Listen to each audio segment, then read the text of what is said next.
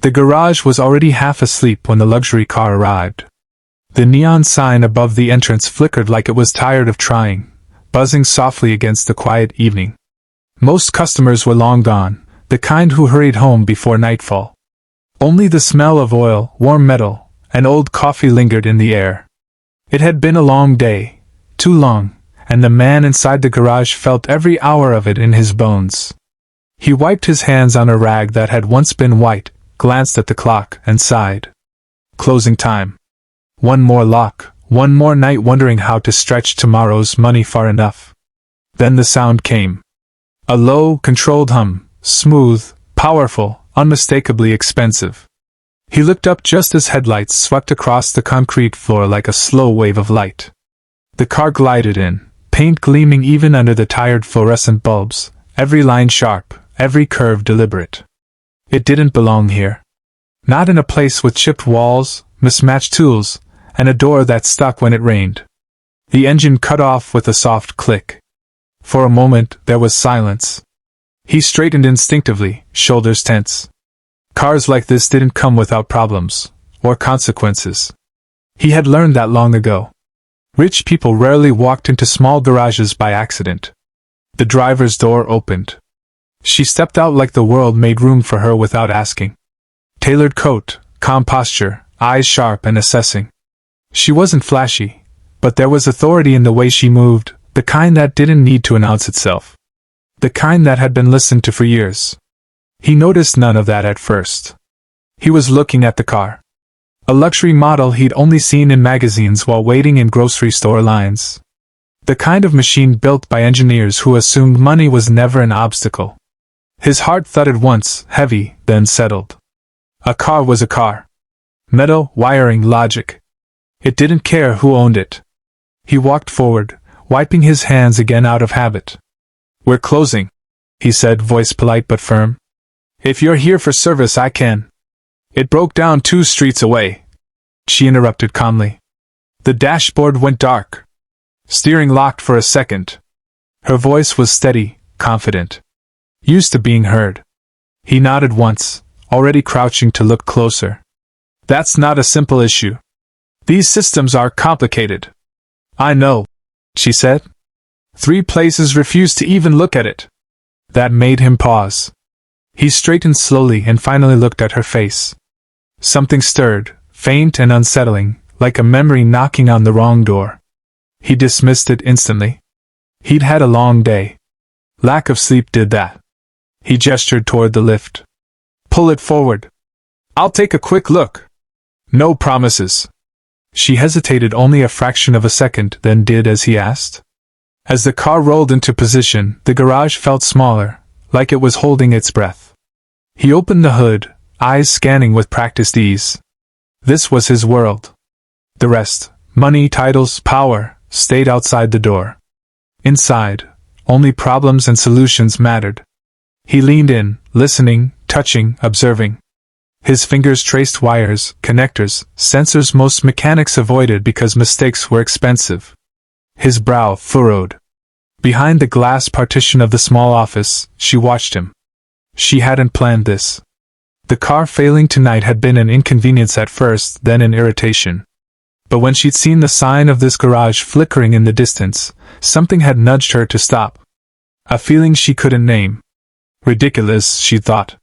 Intuition was for boardrooms, not broken cars. Now she stood still, eyes fixed on the man beneath the hood. The way he tilted his head. The way he leaned slightly to the left when concentrating. The scar near his wrist, barely visible when his sleeve pulled back. Her breath caught. No. It couldn't be. Years fell away in a heartbeat. A different place. A different time. A man with dreams too big for his wallet, and hope too stubborn to die. A man who laughed easily, loved deeply, and believed fixing broken things could fix the world. Her chest tightened. She hadn't heard his name spoken aloud in years. Not since she'd forced herself to forget it. Not since she'd buried it beneath success, contracts, and glass towers that scraped the sky.